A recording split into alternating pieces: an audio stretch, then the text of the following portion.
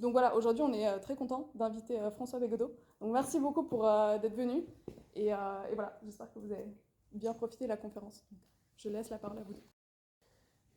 Alors, je vais commencer. On est ici aujourd'hui pour parler du livre de François, Notre joie, qui est à vendre là-bas. Pour essayer de synthétiser un petit peu les choses, je dois quand même rappeler que ce livre fait suite au premier livre qui est sorti en 2019, de mémoire, Histoire de ta bêtise. Là où il est important de resituer le contexte, c'est parce que le livre commence dessus. Alors, Histoire de ta bêtise, c'est un livre sur la bourgeoisie. C'est un livre sur la bourgeoisie et qui évoque, c'est compliqué de faire une synthèse d'un livre de 280 pages, qui évoque le fait que la bourgeoisie ne pense pas. La bourgeoisie étant prise par ses intérêts, étant très souvent des commerçants, une classe de boutiquiers, pense d'abord à ses intérêts avant de penser. Et les principes ou les façades politiques viennent après. Tu me corrigeras si c'est bien. La question de la bêtise intervient là-dedans, c'est qu'à un moment donné, des personnes, des éditorialistes, des journalistes, même des politiciens se disent de gauche, sont plutôt de centre-gauche jusqu'au centre-droit, et étant encore une fois une classe bourgeoise, défend très peu finalement ses intérêts, comme je viens de vous dire, et finalement se retrouve à développer une non-pensée. Et cette non-pensée, c'est ce que François appelle la bêtise. On pourra le dire autrement. À la sortie de ce livre, il a été amené à débattre avec certaines personnes, encore une fois, qui font partie du champ éditorialiste. Ah oui, c'est ça. Merci. Et du coup, ça a permis à François donc d'en arriver sur ce deuxième livre, qu'il a constaté qu'il était dans un univers qui lui était inconnu. Et le premier constat que François fait, s'agissant de ces personnes avec qui il a été amené à discuter durant cette soirée lyonnaise, c'est qu'ils ne parlent pas la même langue qu'eux. Et du coup, je vais te laisser développer sur ce point, notamment le fait que tu constates que tu ne parles pas la même langue que ces personnes. Écoute, merci pour cette introduction et puis merci à l'association de m'accueillir. Je reviendrai sur cette introduction parce que ça m'intéresse. Ce que je commence à percevoir de ce que vous faites ici, je pense que c'est intéressant à plein d'égards. Et donc je suis toujours, je le dis vraiment sans aucune hypocrisie ou je sais pas trop quoi, langue de bois, la con. Je suis toujours ému de voir que des gens font de la politique réelle et que c'est vraiment ça qui continue à me tenir dans la politique pour ce qui me concerne. Donc oui, revenons à des choses plus superficielles, ça s'appelle des livres. Le seul truc que je voudrais quand même préciser, parce que je suis un peu fétichiste de mon propre travail, je ne voudrais pas qu'on laisse croire que ça c'était mon premier livre et celui-là le deuxième. J'en ai fait 15 avant, enfin voilà, et que j'en ai fait même un ou deux autres depuis. Mais voilà, je dissipe ce malentendu par narcissisme. Donc oui, tu as très bien situé les choses. À la suite de l'histoire de ta bêtise, voilà, j'ai reçu en fait, avant même de croiser M ce soir-là à Lyon, qui était un an après la sortie d'Histoire de ta bêtise, je crois, non, enfin 8-9 mois. C'était en septembre et le livre était sorti en janvier, je crois. J'avais reçu d'autres témoignages de sympathie issus de ce périmètre idéologique qu'on va pour l'instant appeler l'extrême droite, mais je pense qu'il faudrait. Le livre travaille justement à préciser, parce que je pense que le mot n'est pas satisfaisant en fait, cette étiquette. Et donc, d'une certaine manière, M ne m'a pas surpris. Alors, pour les besoins un peu de la dramaturgie du livre, j'ai un peu théâtralisé cette rencontre avec M comme ayant été pratiquement une rencontre de révélation. Mais en fait, il y a un petit mensonge fictionnel, je dirais, dans cette affaire. Parce qu'en fait, ça faisait longtemps que j'avais remarqué que je pouvais recevoir des témoignages de sympathie de ce camp. Et même, c'était même avant Histoire de ta bêtise, d'une certaine manière. J'avais croisé des individus profilés comme M. Et ça commençait à me travailler un peu cette histoire. Ma question étant, c'est celle un peu que je traite dans Notre joie, comment se fait-il que ces jeunes gens-là, qui ont une sorte d'énergie contestataire, alors on va préciser laquelle, mais pour faire court, je vais commencer par dire ça, se retrouvent dans le camp identitaire plutôt que de se retrouver dans ce que j'appellerais le camp social. Parce qu'après tout, la fibre contestataire peut vous mener aussi à des problématiques plus directement sociales plutôt que des problématiques identitaires. Donc en fait, ça me travaillait. je me disais que je pourrais peut-être faire un livre un jour là-dessus, et la rencontre avec M en fait a été décisive pour me lancer dans l'écriture. Donc oui, nous prenons un verre, il est avec 2-3 potes, on sort d'une rencontre qui était plutôt d'ailleurs de coloration anarchiste à Lyon, et je me rends compte qu'il est du camp que tu viens de dire, et oui, la première chose que je constate, en tout cas qui m'est confirmée ce soir-là, et que j'avais... C'est ça. Micro, pardon. Et la première chose que j'avais envie de dire dans le livre, parce que je trouve qu'elle est assez peu dite sur ce camp-là, en général, qu'est-ce qu'on dit des gens d'extrême droite? On dit, bon bah alors, quand on a 12 ans, et parfois certains s'y tiennent toute leur vie, c'est un peu triste, on dit c'est des gens méchants, quoi. Ils sont méchants parce qu'ils sont brutaux, ils sont cruels, ils sont misogynes, ils sont homophobes, ils sont racistes. Ils sont à peu près tout ça. Mais c'est un peu court, je pense. Et ce qui frappe quand on discute avec eux, M, il ne va pas immédiatement me déverser des propos racistes, misogynes, homophobes, antisémites au besoin, islamophobes parfois. Ce qui me frappe surtout, c'est à quel point il est... je sais, ouais, je vais continuer comme ça me permettra de moins crier et d'être plus calme. Ce qui me frappe immédiatement chez lui, c'est à quel point il est abstrait. C'est vraiment son abstraction qui m'avait déjà frappé en écoutant pas mal de gens à peu près approchants, quoi. C'est à ce titre-là que je dis qu'on ne parle pas la même langue, parce que peut-être que je m'illusionne un peu sur mes propres facultés, mais je me pique d'être quelqu'un de plutôt concret quand il parle. Enfin, en tout cas, quand j'écris, quand on parle, on peut très très vite se laisser aller dans des généralités idéales, comme on va sans doute le faire un peu cet après-midi. Mais quand j'écris, ma pulsion, c'est vraiment d'être le plus précis possible, le plus concret, d'essayer d'ancrer toujours la réflexion dans des situations sociales, humaines, les plus précises possibles. Et je considère que c'est sans doute ce qu'il y a de plus fort à aller chercher dans le camp social. C'est comment la grande tradition intellectuelle du camp social a toujours été adossée à des situations sociales. Je veux dire, le marxisme, on en pense qu'on en veut, est-on marxiste, l'est-on pas, qu'est-ce qu'il y aurait à redire à Marx, ceci, cela. Mais le geste fondamental du marxisme, il est simple. Je veux dire, c'est, alors que lui venait de la philosophie, c'est un jeune hegelien allemand du début du 19e siècle, 1820-1830, jeune bourgeois d'ailleurs, pour aller vite, il se retrouve plutôt dans un champ universitaire, il est voué à faire de la philosophie, mais telle qu'on en a toujours fait, c'est-à-dire un petit peu à la Hegel, qui était un esprit très puissant, mais disons très abstrait, on est dans le concept, quoi. Donc on est dans ce qu'on pourrait appeler strictement l'idéalisme, au sens philosophique. Le geste de Marx, il est simple, il est vraiment un geste de rupture, tout à fait étonnant d'ailleurs, qu'il faudrait, je pense qu'on n'a pas encore essayé de vraiment expliquer comment Marx en est arrivé là. Il décide tout simplement d'adosser sa pensée à la situation réelle, et notamment la situation réelle des classes populaires. La situation réelle de ce qu'il va appeler plus tard le prolétariat, et que donc le geste intellectuel de Marx, par-delà tout un tas d'analyses dont le détail devrait être discuté toujours, mais le geste fondamental, c'est ça, c'est je demande à mon copain Engels de me renseigner sur l'état de la classe ouvrière anglaise, quoi, parce que Engels avait un accès privilégié à ça, parce que son père était lui-même un entrepreneur très riche, quoi. Donc l'amitié de Marx au départ, c'est ça. Et Marx et Engels, c'est Marx demande à Engels, mais documente-moi, quoi. Moi maintenant, je veux que ma pensée soit adossée, et articulée et tressée à ce qui me paraît être le cœur même du fonctionnement d'une société, à savoir le rapport de classe, quoi. Et donc Marx, toute sa vie, va se documenter. Et après, il va monter en généralité, parce qu'il reste le philosophe qu'il est. Et il va conceptualiser, il va établir un concept qui est celui du capital. Mais on voit bien la différence entre un concept comme, je sais pas moi, un concept philosophique de base et un concept comme le capital. C'est un drôle de concept, parce que c'est une réalité, le capital. Et ce qu'il va décrire, Marx, c'est comment ça marche, le capital. Alors, longue parenthèse, mais pour vous dire une chose, c'est que ce qui me différencie fondamentalement de M, et d'ailleurs il y avait des témoins ce soir-là, il y a une jeune femme qui était à côté de moi, enfin pas jeune femme, elle a mon âge, on venait de se croiser, je lui ai dit, viens donc prendre des verres avec nous. Et quand on est sorti de là, elle était plutôt de mon camp, je dirais, elle faisait le même diagnostic que moi, elle me disait, mais c'est fou ce que son langage plane, quoi. C'est fou comme...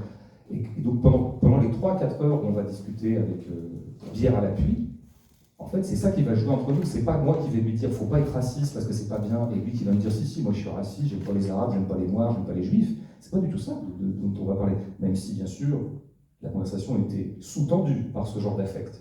bien sûr, et ça va ressortir de temps en temps. Mais c'est surtout ça qui va être frappant, c'est que constamment je vais lui demander d'essayer de me donner des équivalents réels à ce qu'il est en train d'avancer, et constamment il va refuser de me donner ces équivalents, en me disant c'est pas le problème, c'est pas le sujet. Je lui dis mais si, c'est quand même le sujet, quoi, en fait. Moi, par exemple, il me parle de l'identité française. Bon, ben, moi, mon premier réflexe, c'est de dire, mais c'est quoi, en fait? Quel contenu tu lui donnes, en fait? Là, c'est un mot, identité française, très bien, c'est un mot, un concept, une notion, je sais pas trop quoi, enfin, un truc, quoi. Un fait verbal, c'est un fait verbal. Il le dit, puis il a l'air d'être content de le dire, quoi. Il a l'air de le proclamer. Disons que c'est un signifiant, la France, l'identité française, qui a l'air d'être affectée positivement par lui. Je dirais même érotiquement par lui. Il adore le prononcer. Bon, ben moi, tout de suite, je lui dis, mais c'est quoi, en fait? Dis-moi, en fait, qu'est-ce que c'est qu'un Français? Moi, je suis français, donc dis-moi qui je suis, quoi, en fait. Qu'est-ce qui me caractérise en tant que Français, concrètement, réellement, dans mon quotidien, quoi? Quels gestes je fais dans mon quotidien qui sont français, quoi? Et qui ferait qu'on me reconnaîtrait comme Français à coup sûr. Et évidemment, et c'est ça qu'il faut bien comprendre. Petit A, il ne me répond pas. Petit B, il me dit que ce n'est pas le sujet, que c'est pas comme ça que ça se passe en fait, c'est pas ça, c'est une réalité d'une autre nature, l'identité française. Et petit C, je comprends, et je pense que c'est ça peut-être le geste le plus important des 100 premières pages où je parlais essentiellement du langage, donc tu fais bien de me lancer là-dessus.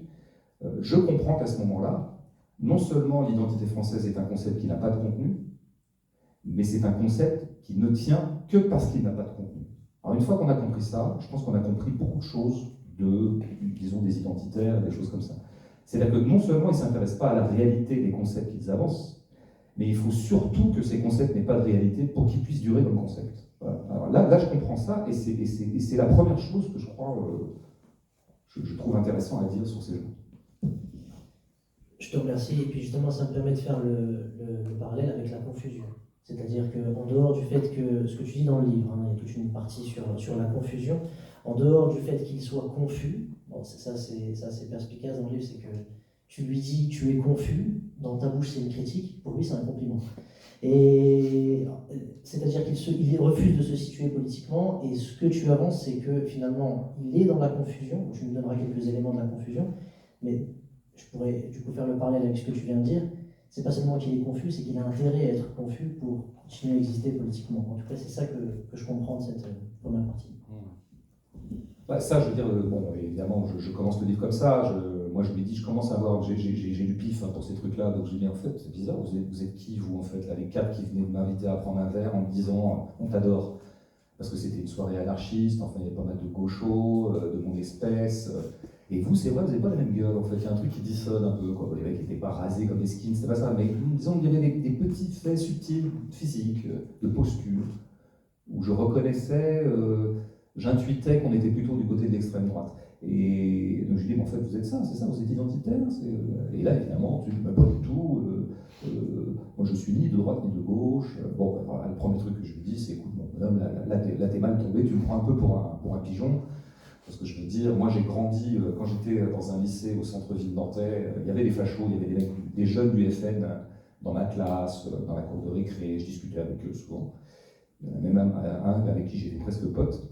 Et alors ils me faisaient toujours le coup, c'est-à-dire ni droite ni gauche, tout ça. Donc c'est un élément de langage fondamental et structurant du fascisme depuis toujours. Donc je lui dis, tu vas pas me la faire, ça va pas être un argument ça.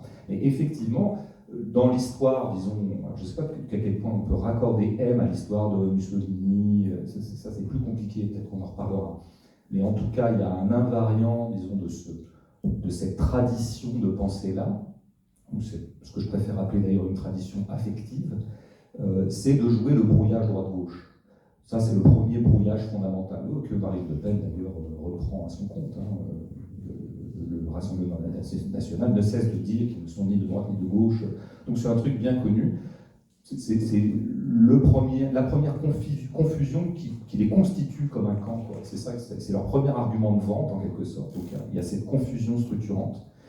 Et puis après, il y en a plein d'autres. Je veux dire, il y a tout un système de... On va semer la confusion dedans. Mais semer la confusion, par exemple, l'autre, je crois, geste de confusion structurant de ce camp identitaire, c'est d'aller raconter aux prolétaires, mettons qu'un prolétaire ait acquis une conscience de classe. Ça arrive, et c'est arrivé dans l'histoire, et ça a produit un grand mouvement ouvrier, Un moment où la classe ouvrière avait une haute conscience d'elle comme classe. Ça existe encore, mais moins qu'avant, comme on sait.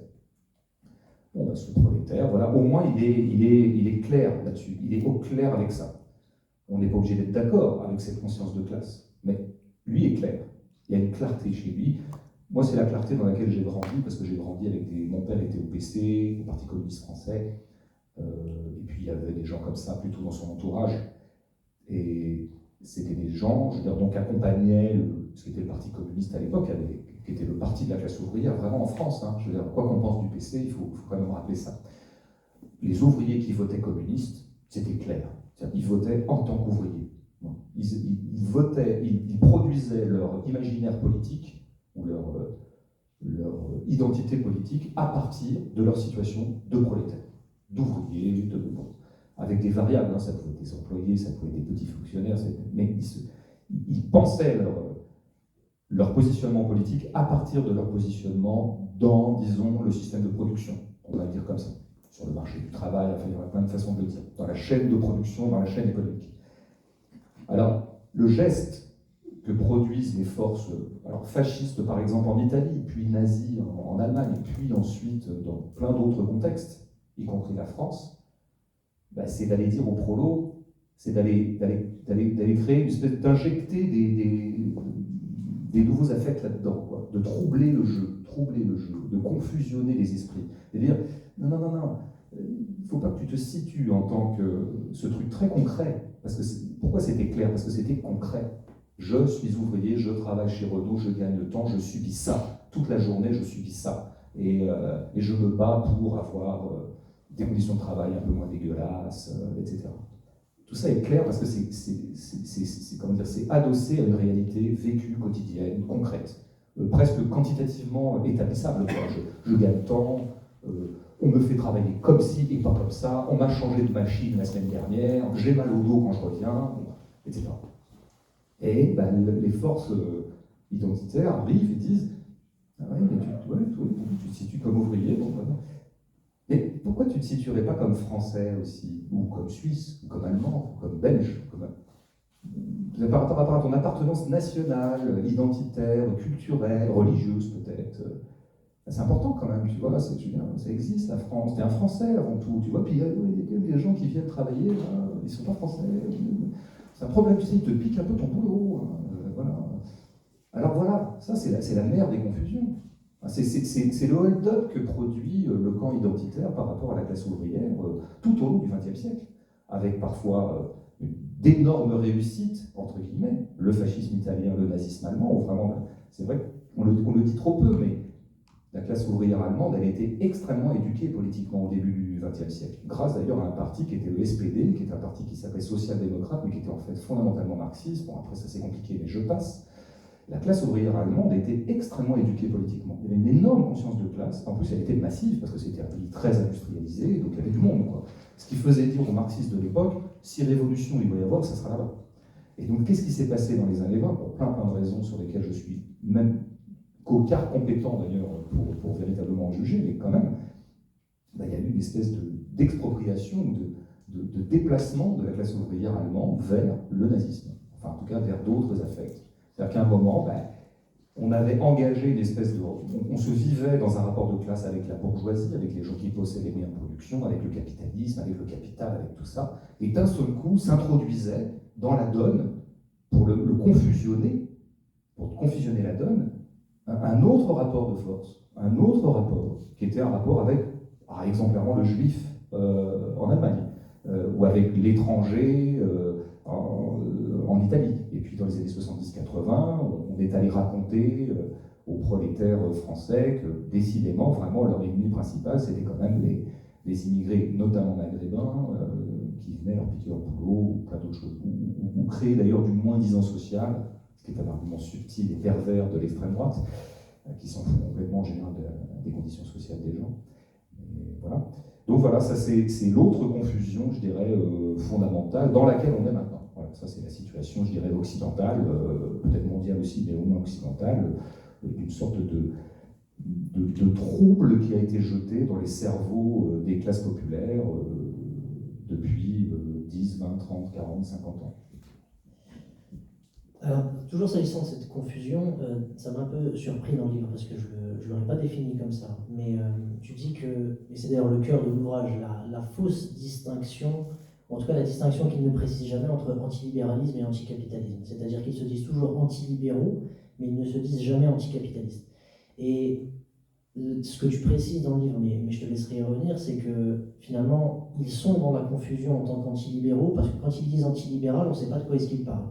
Est-ce qu'ils sont contre les libéraux progressistes sur le plan des mœurs, ou est-ce qu'ils sont contre les libéraux et du coup le libre marché qui s'opposerait aux classes prolétaires? Et là où il y a une difficulté, c'est que je n'aurais pas défini les choses comme ça, en tout cas je n'aurais pas pensé comme ça avant de lire ton livre et d'être guidé. C'est que sur la question de l'anticapitalisme, le capitalisme, ce serait un mode de production. Bon. Et pour moi, le libéralisme, c'est simplement le mode de pensée qui va avec. Là où, dans cet ouvrage, tu as tendance à les distinguer. Et c'est pour ça que j'ai été un peu surpris. Donc je t'aurais demandé un peu plus d'explications.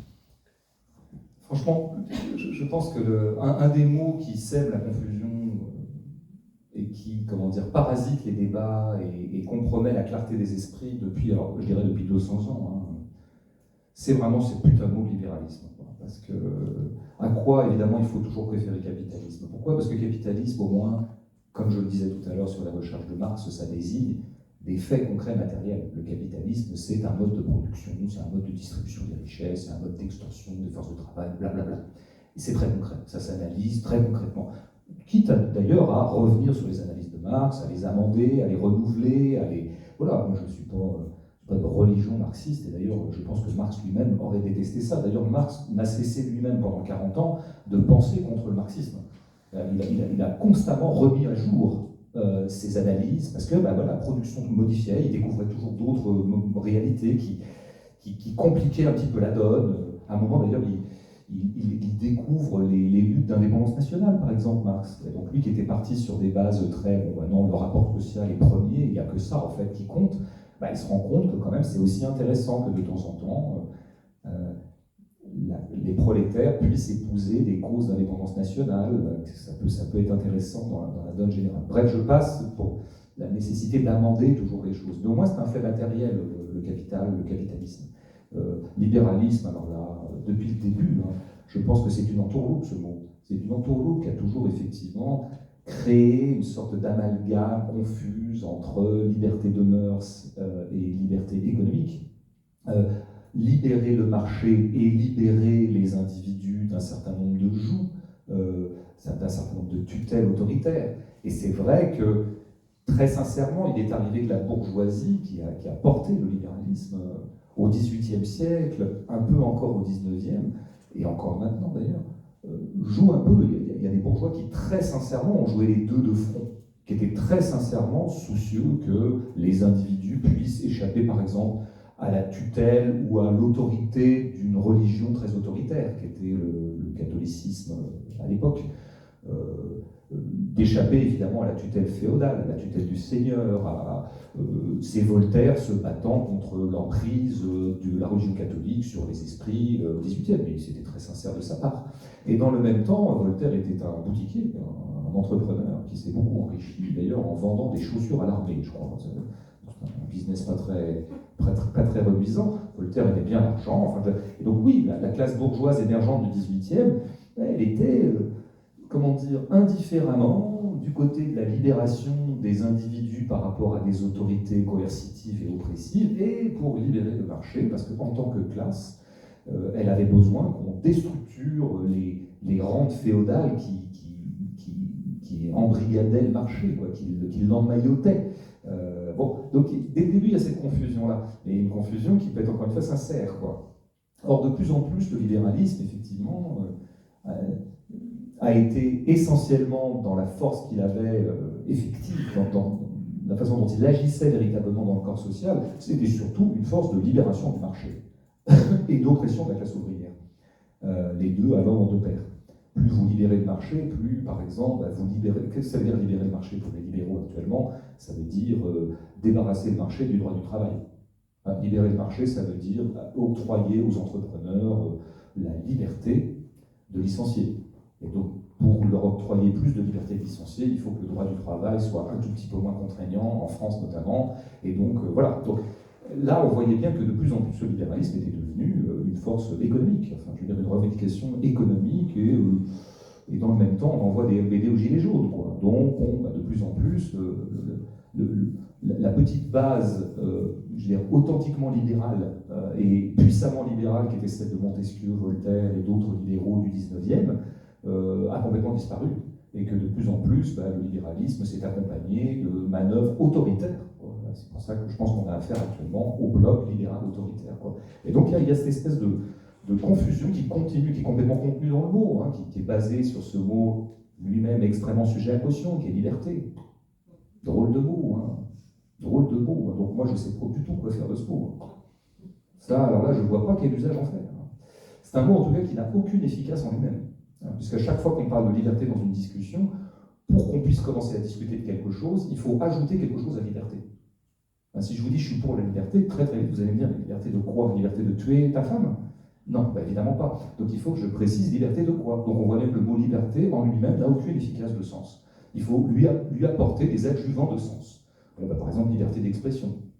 Mais même liberté d'expression est une notion tout à fait improbable en elle-même. Aller revendiquer la liberté d'expression en soi, ne veut rien dire. Est-ce que je suis libre véritablement de dire mort aux Arabes ou mort aux Juifs? J'espère bien qu'on n'est pas libre de dire ça. Moi, je suis content qu'il y ait des lois qui pénalisent ce genre de propos. Je trouve que c'est un progrès dans l'histoire de l'humanité qu'on s'interdise ça. Donc la liberté d'expression elle-même ne fait pas valeur en elle-même. Là, il faudrait toujours dire liberté d'exprimer certaines choses. Donc on voit bien que ces mots-là sont des mots handicapés, quoi. C'est des mots mutilés, c'est des mots qui... Donc un mouvement de pensée, qui est en fait un mouvement économique, qui s'est structuré autour de la notion de liberté, forcément c'était la porte ouverte à toutes les confusions, à tous les flous artistiques. Et ce flou artistique, la bourgeoisie prospère dessus depuis 200 ans. Parce qu'en proclamant, ils continuent à dire à longueur de plateau de télé et de radio, parce qu'on les entend beaucoup, que eux, c'est quoi la différence entre la droite et la gauche? À chaque fois que j'entends ça, ça provoque chez moi un éclat de rire nerveux. La droite est du côté de la liberté, la gauche du côté de l'égalité. La droite est du côté de la liberté. Oui, vraiment du côté de la liberté des livreurs, des Deliveroo par exemple, vraiment complètement du côté de la liberté des travailleurs. Je passe sur d'autres formes de liberté, de la liberté de porter un voile par exemple, la droite vraiment très très très tatillonne sur cette liberté-là. Ça vraiment ça la caractérise, donc on voit bien que c'est une entourloupe. Et alors notre ami M et nos amis identitaires se disent anti-libéraux. Et ils prospèrent eux aussi, ils se servent à leur tour, mais sur un mode un peu pervers et sophistiqué, de la confusion de ce mot, liberté et donc libéralisme, parce qu'effectivement, là où on serait porté à entendre dans leur anti-libéralisme une sorte de... Nous sommes contre le système de production dans lequel nous évoluons, nous sommes contre la liberté du marché, c'est-à-dire la liberté des entrepreneurs de faire n'importe quoi avec leurs employés, avec leurs subordonnés. On pourrait entendre ça dans leur antilibéralisme. Et eux veulent entretenir cette confusion pour pouvoir éventuellement séduire la classe ouvrière. Mais sauf qu'en fait, quand on creuse, leur antilibéralisme, pour eux, c'est typiquement, c'est-à-dire c'est le contraire de la gauche en fait. Ce qu'ils appellent le libéralisme, c'est la libération des mœurs. Qui comprend par exemple l'accès par exemple des homosexuels à une certaine visibilité publique, qui comprend évidemment le féminisme. C'est ça, le libéralisme pour eux. Donc quand ils se disent antilibéraux, ils sont tout simplement très remontés contre le mariage gay, très remontés contre l'émancipation des femmes, très remontés contre, bien sûr, le fait que, par exemple, des étrangers pourraient avoir accès au droit de vote, ce qui est une revendication en 1981 en France, on n'en parle plus du tout. C'était un moment, un truc qui était porté par la gauche, que les étrangers puissent voter puisqu'ils habitent là. Et puis, en fait, ça s'est complètement terminé. Et c'est à ça que pense M quand il se dit antilibéral. Parce que par ailleurs, vous pourrez parler pendant 50 000 heures avec M, à aucun moment, en tout cas spontanément, il n'en viendra à parler du capitalisme. À aucun moment, il n'en viendra spontanément à parler du système économique véritable. Ou alors, il en parlera, mais pour immédiatement l'abstraire. C'est-à-dire que quand ils vont parler du capitalisme, éventuellement, des fois, le mot leur vient comme ça, presque par une espèce d'erreur d'aiguillage. Mais là, c'est tout de suite pour dire le capitalisme financier. Ah, tiens, comme si le capitalisme n'était pas par essence financier. Et puis après, ils vont parler de capitalisme mondialisé. Ah bah tiens, comme si le capitalisme n'était pas mondial dès le début, puisque le capitalisme est né dans le pillage colonial et le pillage impérialiste. Donc le capitalisme, il est mondial dès le début. Marx, d'ailleurs, le dit bien. Bon. Donc, et alors de glissement en glissement, on s'aperçoit qu'en fait, ce qui n'aime pas dans le capitalisme mondialisé, c'est surtout mondialisé. Ah puis tiens, vont arriver très très vite des mots comme le capitalisme cosmopolite. Ah tiens, cosmopolite, c'est marrant, c'est comme ça qu'on parlait des juifs dans la rhétorique antisémite des années 30. C'était les cosmopolites. Les gens qui n'avaient pas d'enracinement, qui étaient un peu de nulle part, c'était des nomades. Ils étaient là, et donc ils pénétraient la société française en la parasitant de l'intérieur. C'était ça l'imaginaire antisémite. L'imaginaire qui s'est totalement d'ailleurs transvasé et transféré à l'imaginaire raciste, anti-musulman, anti-arabe depuis une cinquantaine d'années en France. Donc en fait, en creusant bien, ce qu'ils vont avoir tendance à reprocher au capitalisme, en fait, c'est pas tant d'être une machine de production ou un système de production qui produit des écueils qu'on sait, par exemple, de dévaster les écosystèmes, de dévaster la biodiversité, entre autres écueils, et entre autres fléaux. C'est pas du tout ça. Ça, c'est beaucoup trop concret pour eux. C'est qu'en fait, le capitalisme serait un nouvel avatar ou une nouvelle version du mondialisme. Et voilà, on en vient à ce qu'ils appellent le mondialisme. Voilà un bon mot creux, ça, le mondialisme. C'est l'idée qu'il y aurait des forces comme ça qui s'activent au nom du mondialisme. Bon, moi, je connais personne qui se dit mondialiste. Je ne vois pas ce que c'est exactement. Bon, là, on n'est jamais très très loin d'un complotisme qui dirait qu'ils sont en train de s'activer pour créer un gouvernement mondial. Bon, en même temps, tout ça n'est pas complètement inintéressant, mais on voit bien que chez eux, c'est des vues de l'esprit. Donc voilà, en fait, le seul moment où, pour une fois, dans leur langue, on entend quelque chose qui pourrait avoir vaguement un rapport à du réel, c'est-à-dire capitalisme, en fait, on s'aperçoit très très vite, c'est de nouveau une sorte de fable idéaliste, ce que j'appelle idéaliste, c'est-à-dire une idée qui regroupe, en fait, rejoint leur affect maître, qui est l'identitarisme. Sur la suite, c'est-à-dire que tu évoques aussi le fait qu'il serait, d'une certaine façon, quelque peu désorienté, et pas que à droite, parce que tu fais toute une partie sur la question de la boussole. Je vais même lire un passage, parce que je ne le connais pas par cœur. Ah oui. Ouais. Dans le débat foireux sur l'accompagnement des sorties scolaires par les mères voilées, la boussole trouve que ces dernières sont encore bien sympas de proposer le raid bénévole. La boussole suggère qu'elle cesse d'accompagner les sorties et dans la foulée que toutes les femmes voilées de France suspendent leur boulot pendant une semaine. Qu'on se marre, qu'on voit un peu ce que la communauté nationale leur doit, qu'on mesure l'indécence des gens qui les pointent. Alors, avant toute chose, je voulais savoir, est-ce que, naturellement ça ne s'adresse pas qu'au camp d'extrême droite, j'imagine, c'est une question. Et aussi, est-ce que tu juges vraiment pertinent le fait de réhabiliter la question du mot droite-gauche? Parce que quand j'entends Badiou qui fait référence à son origine parlementaire, est-ce que ça a encore une pertinence?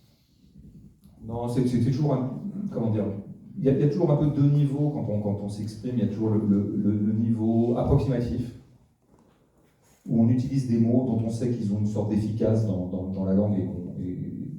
Et puis, il y a un moment où on a plus de temps, on a l'esprit plus clair, et donc là, on essaie d'être le plus précis possible. Alors donc, dans le premier niveau de langue que je disais, il m'arrive de dire la gauche. Voilà. De dire, nous, le camp de gauche, moi, je suis plutôt de gauche, moi, j'aime plutôt la gauche. Bon. Tout à l'heure, j'ai parlé de la droite. Bon. Si je suis précis, et si vraiment je n'écoute que mon amour fanatique de la précision, c'est pas, évidemment, c'est pas le bon clivage. Le clivage, il est classiquement pour moi un clivage de classe, un clivage de situation dans les rapports de production, c'est-à-dire entre le capital et le travail. Ça me paraît très pertinent comme clivage. Et donc les forces qui sont plutôt du côté de l'émancipation sociale et les forces qui sont plutôt du côté de la conservation de l'ordre social capitaliste existant. Ça, voilà, il me paraît, là, c'est la bonne ligne de front. Et déjà, c'est un peu plus difficile à...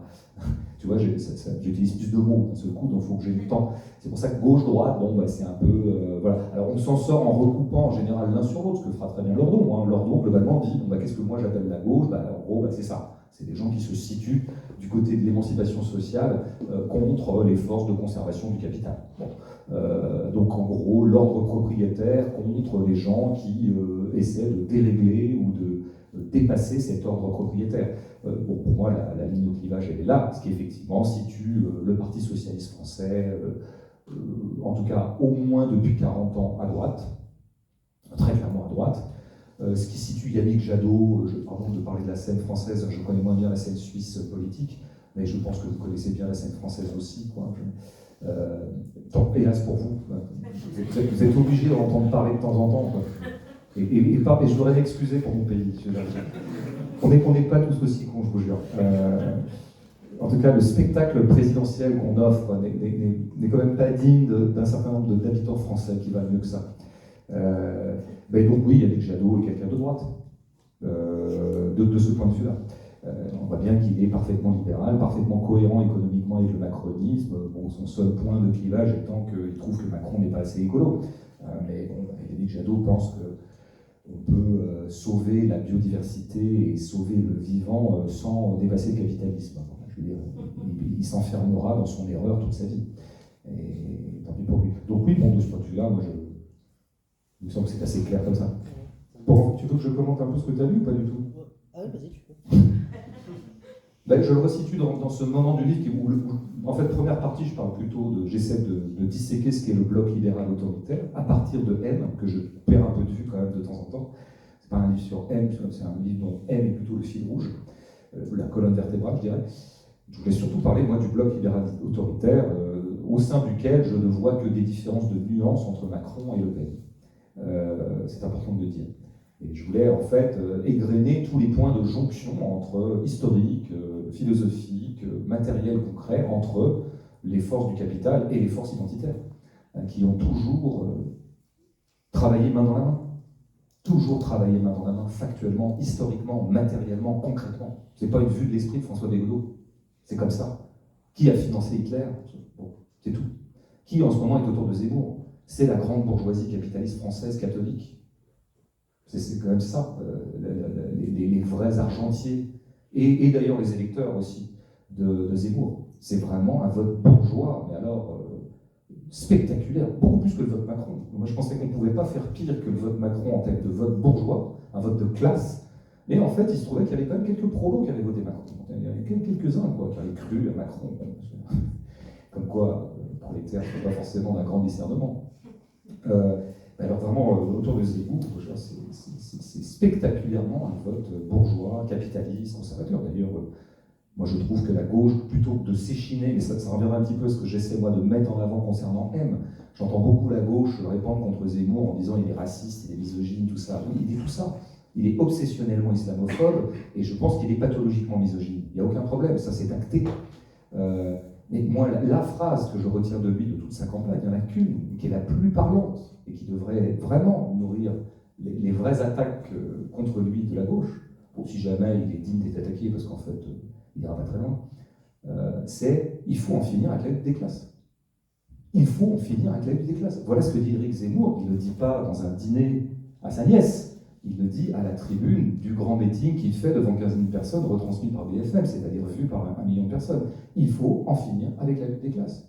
Voilà le principal geste d'Éric Zemmour. Donc moi, ce qui m'intéressait, c'était d'établir ce lien, cette congruité entre le capitalisme et les forces identitaires. Ça, c'est la première chose. Après, dans la deuxième partie que j'appelle boussole, je parle plutôt à la gauche, en fait, pour résumer. Je schématise, mais... Et j'essaie de voir pourquoi on est si mal. Pourquoi on est tellement à terre, quoi. Alors la gauche, maintenant on comprend ce que je mets derrière ce mot. Tu as bien fait de me faire préciser. Et donc je note un truc, c'est qu'il y a 1000 raisons pour lesquelles le camp social est quand même pas très vivace en France et dans beaucoup de pays du monde. Une des raisons, peut-être pas d'ailleurs la plus structurelle, hein, peut-être la plus superficielle, mais quand même c'en est une, c'est que nous nous sommes laissés confusionner par le camp d'en face. Alors que nous avions l'esprit clair, nous savions où situer notre positionnement politique, et c'est un peu ce que je disais tout à l'heure de l'ouvrier qui a une conscience de classe, eh bien, sont venus nous parasiter des affects, ou en tout cas des problématiques qu'on avait souverainement refusées jusque-là, et on faisait bien de les refuser, et qui sont les problématiques identitaires imposées par par la droite identitaire, dont c'est le fonds de commerce. Elle a tout intérêt à imposer ces problématiques-là.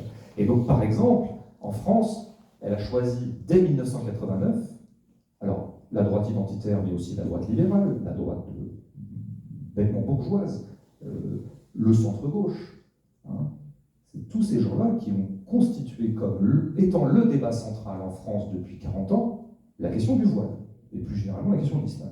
C'est quand même eux. 1989, c'est première affaire du voile en France, et il y a cette tribune qui est pour moi historique, qui est faite par des gens qui, à l'époque, étaient identifiés comme des intellectuels de gauche, Alain Finkielkraut, Régis Debray, Elisabeth Badinter, Elisabeth de Fontenay, qui à l'époque sont plutôt considérés comme des gens de gauche, et qui font donc cette tribune pour réclamer l'interdiction du voile à l'école. Et depuis, ils n'ont eu ne cesse que de mettre en avant cette problématique-là. Qu'est-ce qu'a fait le camp social par rapport à ça? Il aurait dû dire, écoutez, on veut bien en parler si vous voulez, on veut bien en parler pour dire une chose simple, c'est que nous allons défendre des femmes voilées, point barre, au revoir, fin du débat. Au lieu de quoi, cet imbécile de camp social s'est mis vraiment à prendre au sérieux cette question. Et s'est mis tellement à prendre au sérieux cette question que du coup elle est entrée dans le débat avec ceux qui avaient tout intérêt à mettre cette question au centre. Et en plus, il s'est trouvé qu'elle a mis aussi ça à l'ordre du jour de ses propres réunions internes.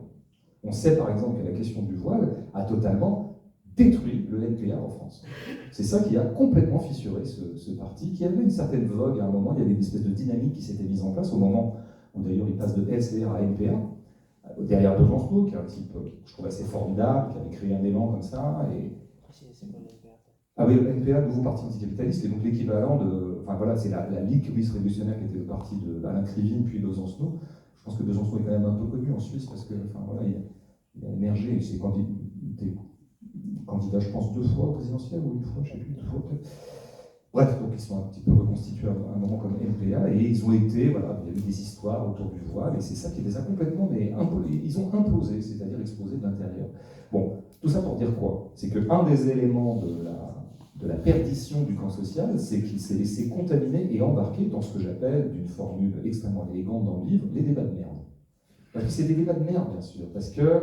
Pourquoi ça jette la confusion dans le camp de gauche, dans le camp social? Pourquoi? Parce que c'est vrai que c'est en partie, appartient à l'histoire quand même de ce camp social, la lutte, je parle en France toujours, contre l'emprise de la religion catholique, qui a toujours été considérée par le camp social, notamment au 19e, comme d'abord une force de coercition, qu'elle était absolument, c'était l'Église catholique extrêmement puissante à l'époque, et surtout elle était main dans la main avec la bourgeoisie. Et donc, indifféremment pour le camp social, il s'est agi au 19e de lutter à la fois contre ce qu'on appelait les curés et les patrons. Les curés et les patrons. C'était ça. C'est vrai que ça a beaucoup été au cœur de l'énergie des forces de l'émancipation sociale au 19e et au 20e. Et donc, pourquoi la question religieuse met mal à l'aise le camp social, ou quelque chose qui aurait à voir avec la religion, en l'occurrence musulmane? C'est parce qu'il y a cette espèce d'histoire, je veux dire, qui est passée d'ailleurs par la loi de 1905. La loi de 1905, bien comprise, la vraie laïcité. Il n'y a rien à ajouter à cette loi, elle est parfaite. D'ailleurs, on dissocie l'État, la chose publique et les religions. C'est magnifique, c'est super. Je trouve que c'est... Et donc, toutes les religions, on voit au chapitre, elles peuvent s'exprimer autant qu'elles le veulent. Moi, je vois pas pourquoi des fonctionnaires ne pourraient pas porter le voile, par exemple. Ça leur appartient. L'État, la chose publique, n'a pas à juger de la chose religieuse. C'est ça que ça veut dire la laïcité. Très très belle loi, 1905, obtenue par les forces de gauche. Donc jusqu'ici, tout va bien. Mais c'est vrai que ça a créé, je pense qu'il y a quelque chose qui constitue le camp de gauche, c'est quand même ce rapport conflictuel à l'emprise religieuse. Et donc, oui, il a été compliqué pour notamment des gens peut-être d'un certain âge, de se positionner clairement sur la question du voile. C'était compliqué, c'était pas clair pour eux. Voilà. Je te parlais tout à l'heure de ma mère qui est une femme irréprochable sur le racisme. Je veux dire, elle m'a toujours dit, vraiment, il n'y a pas plus con que le racisme, voilà, toujours été comme ça. Alors, ma mère n'est pas du tout donneuse de leçons en général, mais là-dessus, elle a toujours été claire. Ma mère est quelqu'un qui se comporte toujours bien de ce point de vue-là. Elle est pour qu'on laisse tranquille les musulmans, qu'on les laisse exercer leur religion comme ils l'entendent. Simplement, tu ne peux pas lui demander de déployer énormément d'énergie pour aller défendre le voile. Parce que pour elle aussi, ça lui rappelle peut-être le voile catholique, qui était pour elle le symbole des bonnes sœurs, et quelle bonne sœur lui tapait dessus quand elle était dans son pensionnat. Vous voyez, c'est des trucs comme ça qu'il faut comprendre. Donc, ce qui n'empêche pas les positionnements politiques clairs. Mais du coup, de fait, c'est compliqué de se situer clairement par rapport à ça. Et donc, la confusion était mise. La confusion était mise. Et le camp social a commis l'énorme boulette de foutre les pieds dans ces merdiers-là. Voilà. Dans ces merdiers-là que le camp d'en face avait tout intérêt à répandre. Là où les positionnements sociaux étaient tellement clairs, de nouveau, une confusion a été mise. Donc, c'est pour ça que je propose quelques boussoles dans la deuxième partie, et notamment sur ces questions-là. J'en propose une que j'aime bien, elle est un tout petit peu ludique, mais je l'aime bien. La question déjà, tu as lu le passage où je résous pour moi clairement, voilà, on fait chier les femmes voilées qui accompagnent des enfants en sortie scolaire. Bon, elles ont qu'à pas y aller.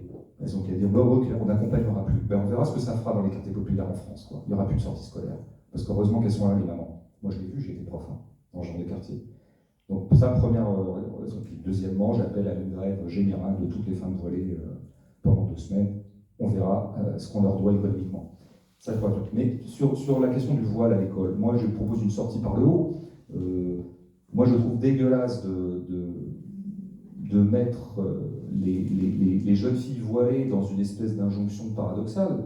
C'est-à-dire, l'école est obligatoire en France. Elle est factuellement obligatoire, en fait. Donc, en gros, petit A, je dis à une jeune femme, tu iras à l'école, tu es obligé d'y aller. Il se trouve que cette jeune femme est voilée. Et maintenant qu'elle est à l'école, où elle n'a pas voulu aller, mais on l'a obligée d'y aller, c'est obligatoire. Maintenant, on lui dit, ah oui, mais tu vas venir sans voile. C'est quand même une drôle de double injonction perverse, en fait, quoi, si vous voulez. Donc, je propose de sortir de ce débat de merde et de cette injonction en décrétant la fin de l'école obligatoire. Si l'école n'est plus obligatoire, voilà. Et donc, on va créer que des écoles, je dirais, libres, dans lesquelles les gens pourront s'éduquer comme ils l'entendent, à leur discrétion, selon leur propre initiative. Je rêve un peu d'une structure comme ça.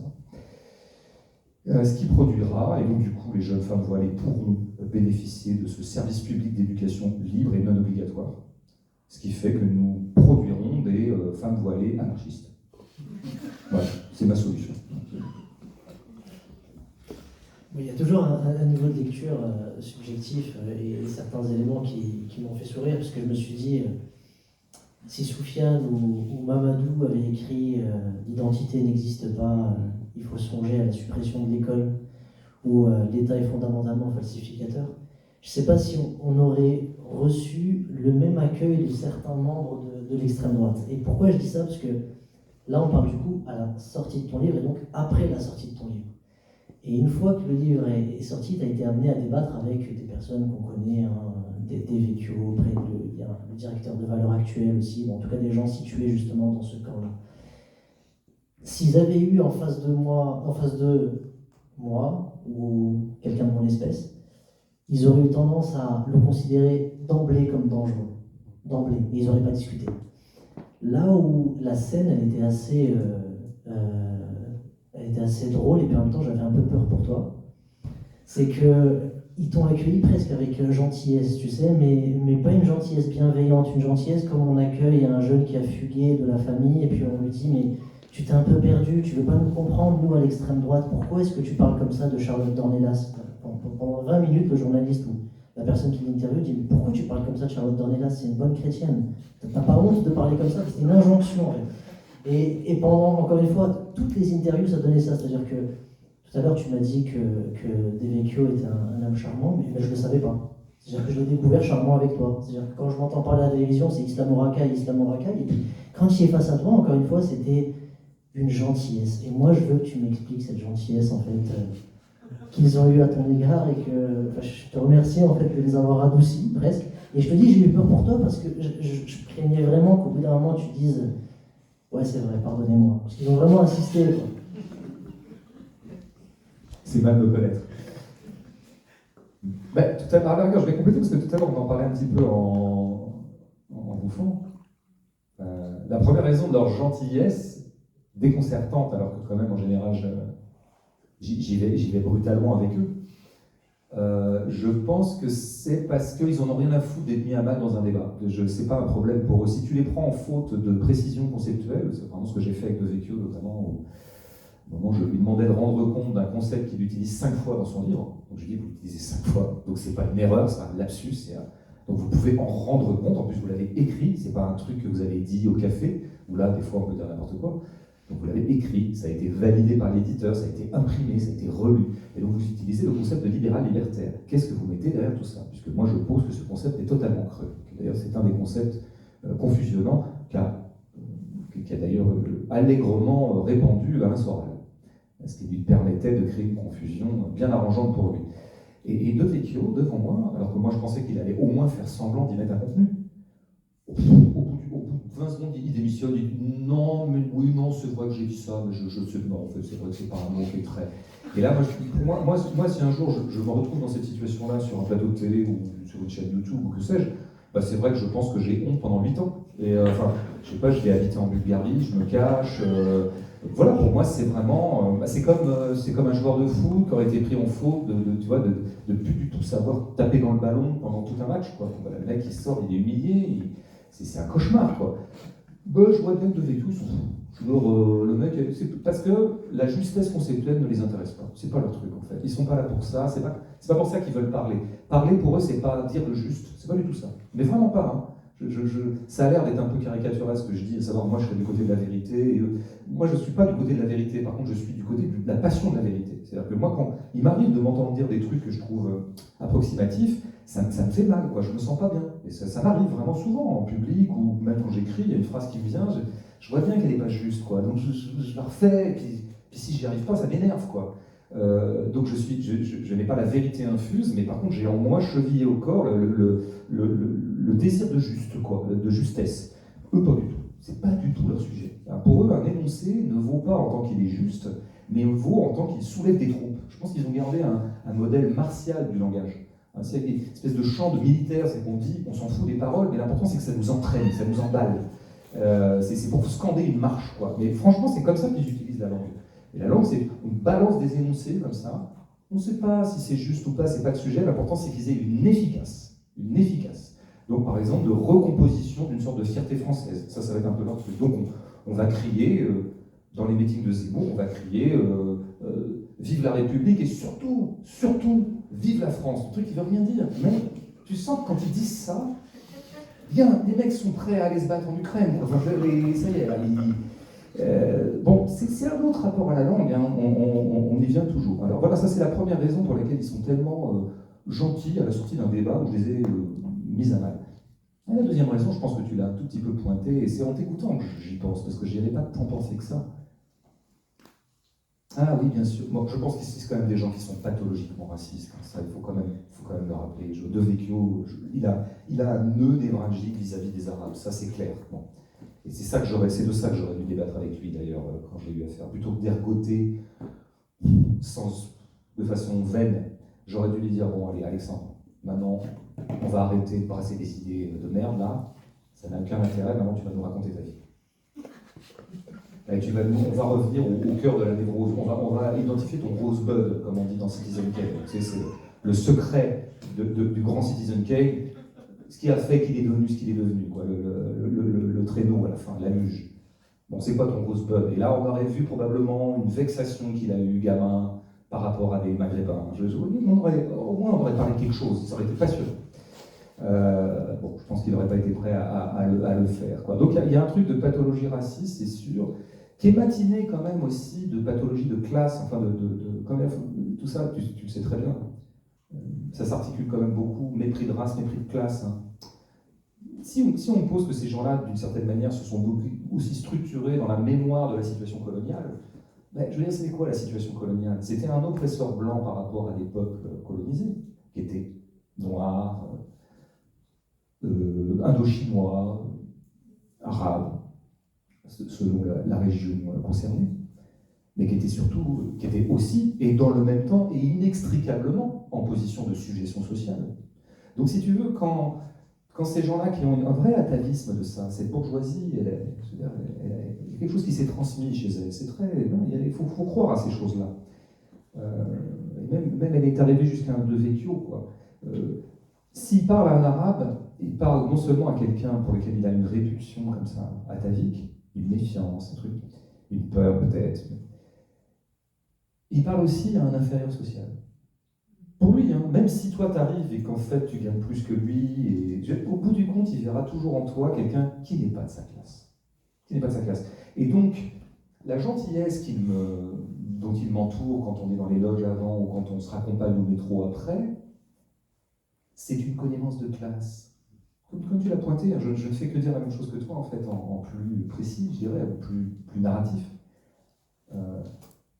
Au bout du compte, fondamentalement, on est du même monde, quoi. Oh, bon, alors toi, t'es un agité gauchiste. Des fois, tu nous... Oh, bah, dis donc, tu nous secoues pas mal, nous, les bourgeois. Mais finalement, la bourgeoisie a toujours aussi admis en son sein les éléments qui la contestent.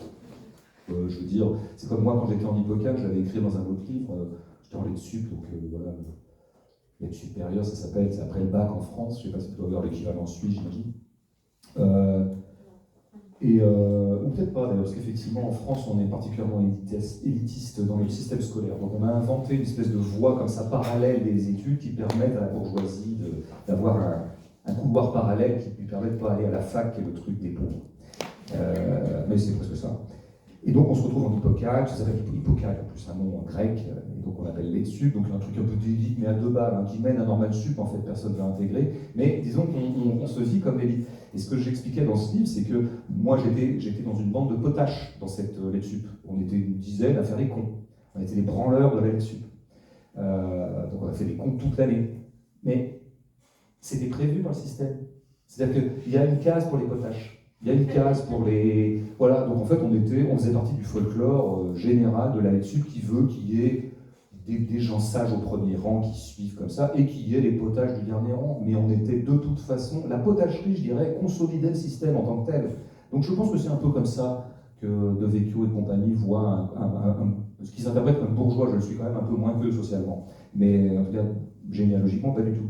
Mais un gauchiste, oui, mais enfin... Et puis je suis un intellectuel, et puis je viens un peu à la télé. Donc en fait...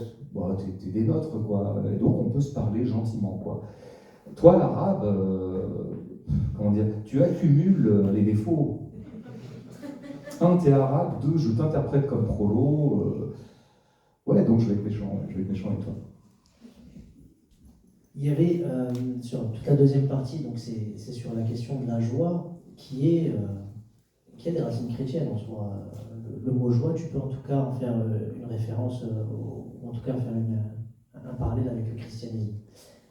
Mais il y a un mot, c'est vraiment une question subsidiaire qu'on ne retrouve pas sur la question de l'extrême droite ou du bloc libéral autoritaire, c'est le mot vérité.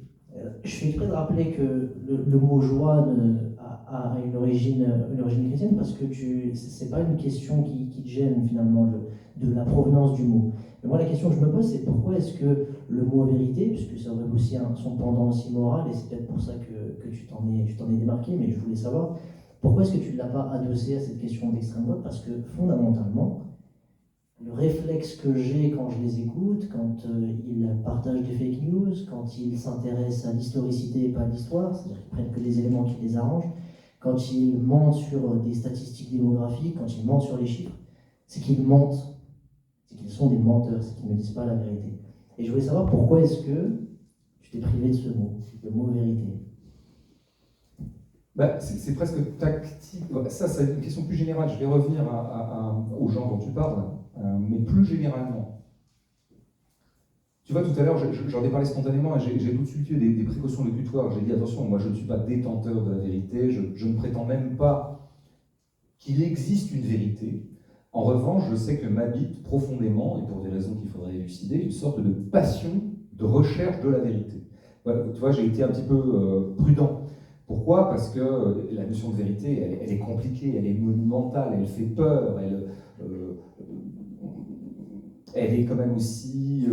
elle avoisine un certain dogmatisme. Si je suis convaincu d'avoir la vérité, on ne sait pas ce que ça peut donner en termes d'intolérance et, tu vois, d'éradication de...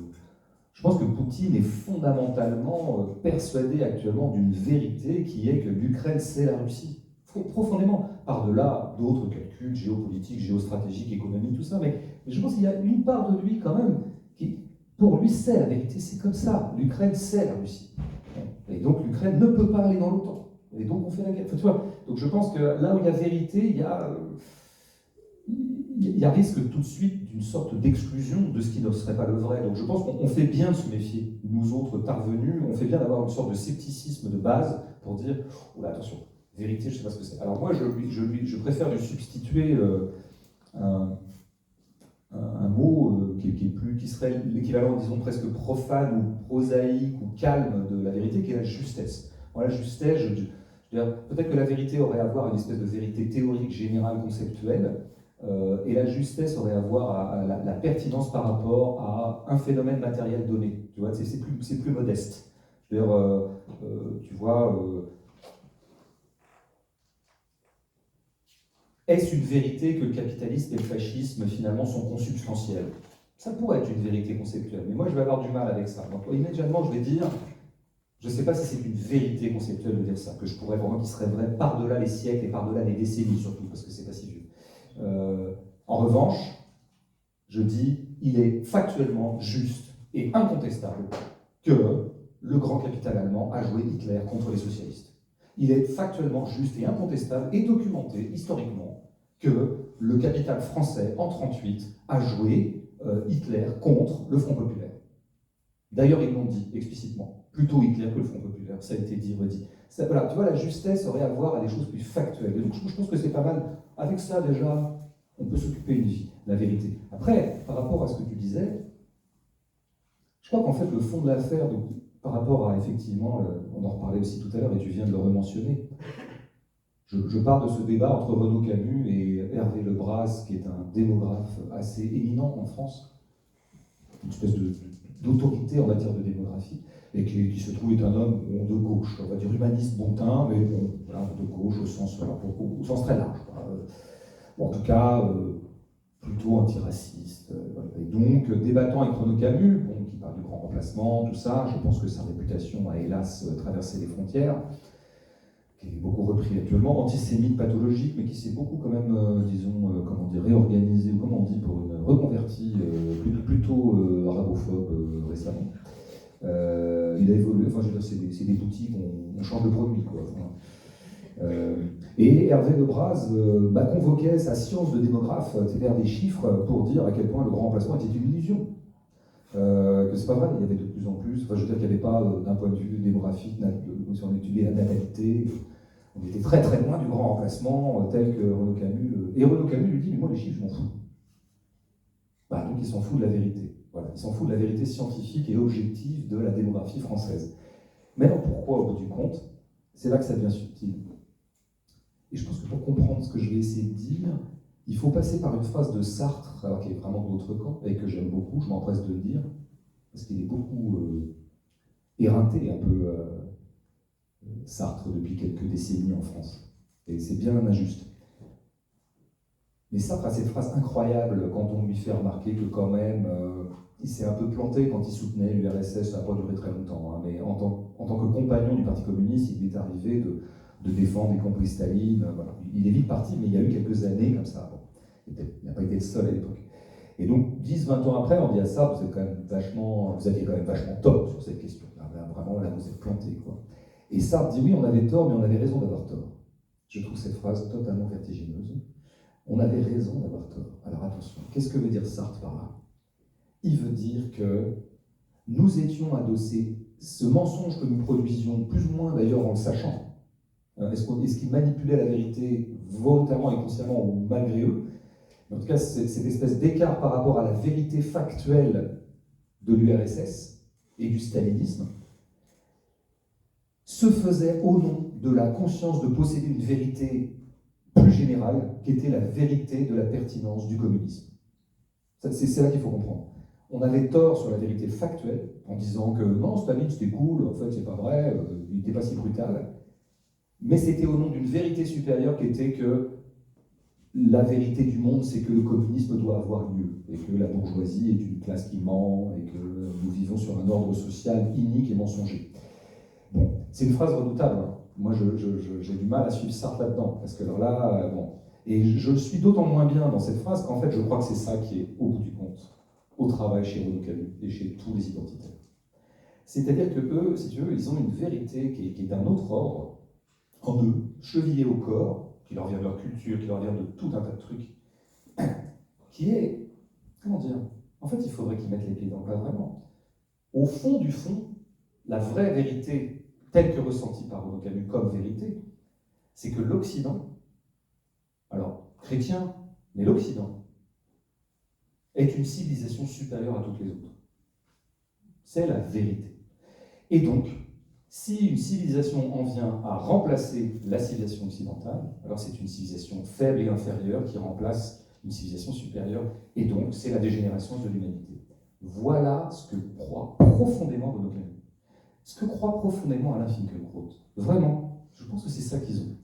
Et si tu veux, par rapport à ce sentiment, cette vérité qu'ils ont chevillée au corps, c'est vraiment, c'est pour eux, c'est comme une foi religieuse, là, pour le coup, c'est indiscutable, c'est en eux, quoi.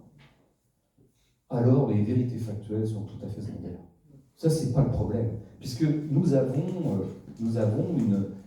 Là, c'est vrai qu'on pourrait faire le lien, tu l'as dit, de notre joie à une espèce de soubassement chrétien que j'assume totalement, parce qu'il y a quelque chose que j'aime beaucoup dans le christianisme, quelque chose que j'aime beaucoup dans la spiritualité en général. Mais disons, je parlerai moins volontiers de l'islam parce que c'est une religion que je connais moins bien, que j'ai moins lue, etc. Mais la spiritualité m'intéresse. Donc, quand je parle de religion, c'est pas du tout depuis un a priori négatif, hein, je le précise bien. Je pense qu'il y a parfois, dans une certaine façon de gérer sa propre foi comme étant la vérité, quelque chose qui ouvre la porte à toutes les approximations sur le détail. C'est à partir du moment où tu penses que le Dieu c'est ça, et que Dieu te regarde, et que Dieu... comment dire?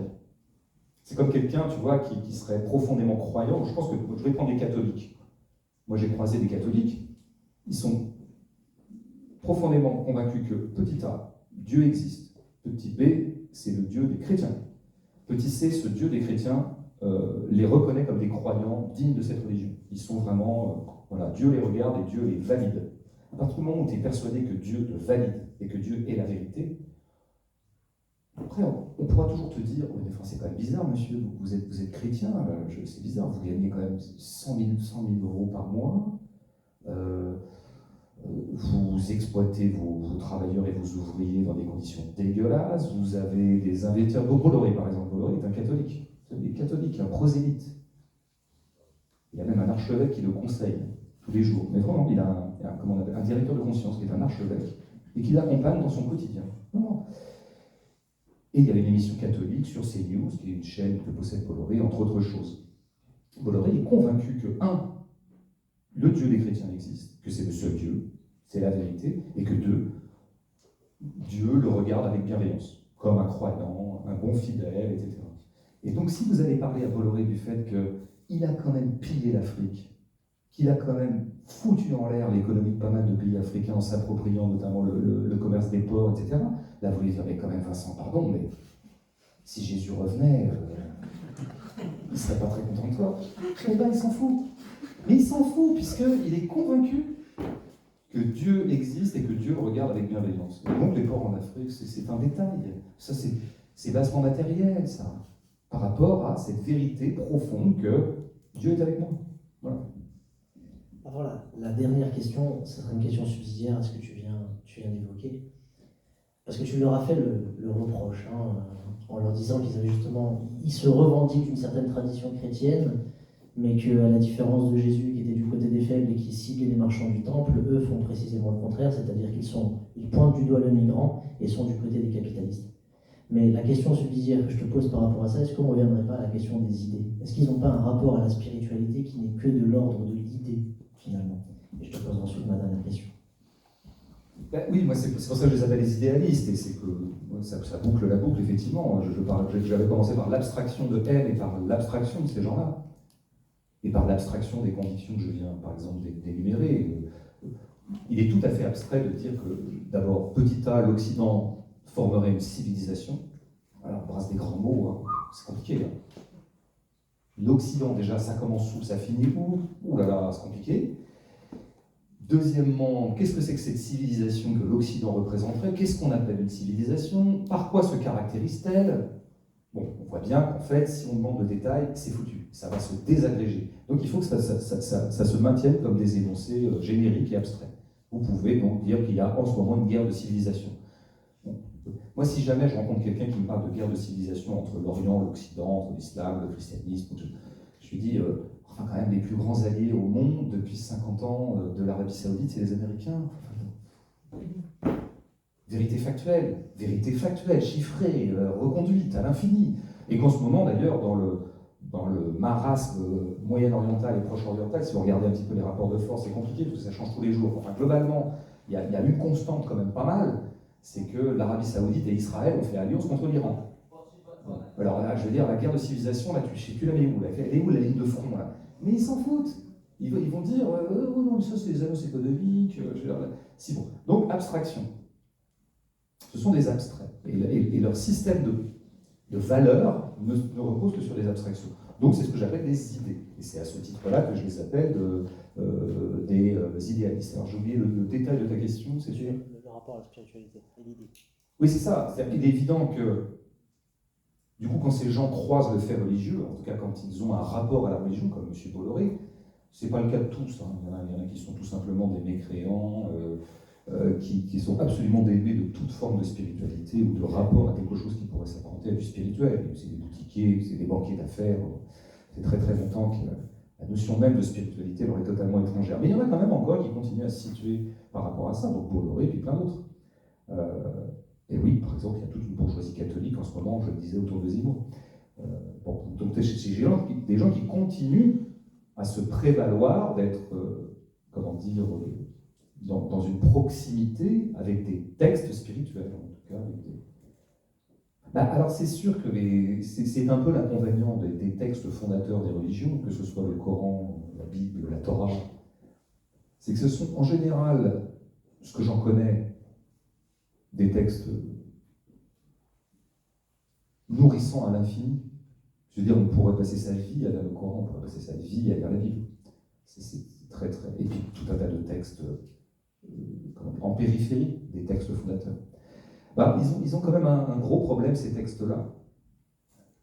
Et ce qui rend d'ailleurs tout à fait problématique le fait qu'on les politise, qu'on les applique, c'est qu'ils ont quand même une certaine abstraction, par définition. Dieu lui-même étant une réalité plutôt abstraite, alors qu'on peut vivre dans sa chair. Si j'ai la foi, ça veut dire quoi? Avoir la foi, c'est sentir que Dieu est une réalité matérielle en moi, une réalité sensible. Bon. Mais ça reste quand même, c'est l'invisible, c'est celui qui est partout et nulle part. Dieu, c'est une entité, c'est à la fois l'ensemble de la création, et il est voilà, ce que disait très bien Pascal, c'est un centre, un cercle dont le centre est partout et la circonférence nulle part. Cette phrase est abyssale, si vous la regardez bien, elle me fait mal à la tête, cette phrase. J'adore Pascal. Bon, donc c'est vrai que les gens qui ont un certain goût pour l'abstraction et pour l'idéalisme et pour le tissage d'idées trouvent dans les textes religieux des alliés possibles. Parce qu'en termes d'abstraction, ils ont ce qu'il faut. Il y a tout un tas d'énoncés de la Bible dont tu peux faire un peu une chose et son contraire, politiquement. Que tu peux, tu vois, c'est toute l'histoire des religions. Alors vraiment l'islam, le christianisme et le judaïsme, à parts égales, je prends les trois monothéismes, tu trouveras des juifs d'extrême gauche, des juifs d'extrême droite, des juifs du sang, des juifs libéraux, des juifs capitalistes, des juifs anticapitalistes, et les chrétiens pareil, et les musulmans pareil. Hein. Bon, bah pourquoi? Et tous se prévaudront du texte en disant, mais si, regarde, là, telle sourate dit bien que, bah oui, telle sourate dit bien que, mais telle autre sourate dit ça, et même la sourate que tu me prends, moi, c'est pas comme ça que je la comprends, moi. Moi, je la comprends peut-être... Ah, tu la comprends comme ça, toi? Bah oui, je la comprends. Bon, ben voilà, donc en fait, moi je pense que c'est des textes qui ont une beauté de l'abstraction, d'une certaine abstraction. Ils ont aussi des écueils de l'abstraction, et donc ils sont effectivement des territoires textuels dans lesquels puisent à l'envi et allègrement les idéalistes de tous bords, parce que tu vois, tu peux c'est des mots, quoi, tu peux les brasser dans un sens, dans un autre. Quoi. Après, le point étant le suivant, moi ça me passionne, je parlais plutôt du christianisme. c'est quelque chose qui est passionnant, effectivement. Comment, moi c'est une question que je me pose, j'ai même écrit un livre qui tournait autour de ces questions. Comment est-ce que pour quelqu'un de gauche radical, anticapitaliste, peut-il trouver dans le texte chrétien une source d'inspiration? Est-ce que ça peut me porter en tant que tel? Je pense que la question se poserait tout à fait pour le Coran. Moi, je crois que oui. C'est vrai qu'il y a des énoncés des évangiles, notamment des 4 évangiles, que je trouve des énoncés absolument admirables et qui, moi, font partie de ce qui me vitalise politiquement. Alors, c'est des énoncés un peu généraux, hein, mais tu sais, cet aphorisme qui est devenu un aphorisme courant maintenant, mais qui vient de la Bible, hein, c'était une parole du Christ. Il est plus facile pour un chameau de rentrer par le chat d'une aiguille, enfin de passer par le chat d'une aiguille, que pour un riche d'accéder au paradis. C'est des putains de phrases, ça, quand même. Hein. Et ça, c'est vrai que si tu croises Bolloré, t'as quand même tout de suite envie de lui raconter ça, quoi. Et donc, il y a des impulsions comme ça qui sont fournies par... Et puis, je crois alors après, pour aller arriver au point encore plus, je dirais, peut-être plus sensible encore, c'est peut-être vers là que tu voulais qu'on aille, mais il faudrait que tu en parles aussi, toi, je pense. Au bout du compte, moi, c'est une question que je me pose beaucoup. Pourquoi est-ce qu'on est anticapitaliste fondamentalement? On est anticapitaliste parce qu'on trouve que le capitalisme opprime les corps, opprime les individus, opprime les gens, nous prive de nos vies, nous exproprie de notre propre vie. Mais qu'est-ce que c'est que... Mais pourquoi est-ce que je voudrais absolument défendre la vie comme ça? En fait, au bout du compte, si nous sommes tous mortels, si nous finissons tous en cendres et bouffés par les vers, enfin, finalement, qu'est-ce qu'on en a à foutre de protéger la vie? La vie, elle passera, quoi. Tu vois, c'est tout ça. Donc, est-ce qu'il n'y aurait pas au travail chez nous, même quand on se dit absolument athée, absolument étranger à toute stimulation spirituelle, est-ce qu'il n'y a pas quand même quelque chose en nous, quelque chose de la spiritualité qui est au travail, quoi? Moi, c'est ce que je dis souvent à mes amis de gauche, ultra athées, presque laïcards par moment. Je leur dis, mais les gars, en fait, il y a de la spiritualité qui est au travail en vous. Ça vous arrache la gueule que je vous le dise. Ça vous fait mal au cul. C'est à la fin de la nuit, ça, que je peux bien parler comme ça. Mais moi, je vous le dis, s'il n'y avait pas en vous quelque chose qui soufflait en vous, qui est de l'ordre presque un respect, un attachement spirituel à la vie en tant que vie, je veux dire, il n'y aurait pas de raison de se battre comme ça, en fait. Il y aurait des prolos, ils souffriraient. Il y aurait des femmes qui seraient aliénées, il y aurait des homosexuels qu'on taperait, il y aurait des espèces animales qui disparaîtraient allègrement chaque année. Qu'est-ce qu'on en a à foutre du phacochère? Qu'est-ce qu'on en a à foutre des dauphins? Si vous en avez, c'est votre attachement aux dauphins ou à autres espèces animales moins spectaculaires. Mais vous ne pourrez pas faire l'économie du fait que ça vous vient quand même d'une spiritualisation du vivant. Et donc c'est peut-être un peu Dieu qui travaille en vous. Alors quand je leur dis ça, les mecs ils sont dans un état de colère, ça les aide. Mais moi je crois profondément, qu'il y a quelque chose. Moi je le disais dans le petit livre que j'avais fait, un livre de correspondance où je correspondais avec un catholique pratiquant. Et on discutait de ça, de notre rapport à la foi, etc. Moi plutôt, un petit peu à distance, mais et lui dedans. Et je notais, alors pour le coup, voilà, ça c'est des points factuels de jonction entre la tradition émancipatrice et la tradition chrétienne. Et je sais que c'est beaucoup de travail dans l'islam aussi. Je veux dire, il y a eu tout un tas de jonctions entre des mouvements d'émancipation dans les pays arabo-musulmans, par exemple, des mouvements politiques émancipateurs et progressistes, et l'islam. Il y a eu un moment, ça n'a pas très bien tourné, mais où la révolution islamique iranienne était aussi une révolution populaire, avec beaucoup de marxistes qui agissaient dans le mouvement.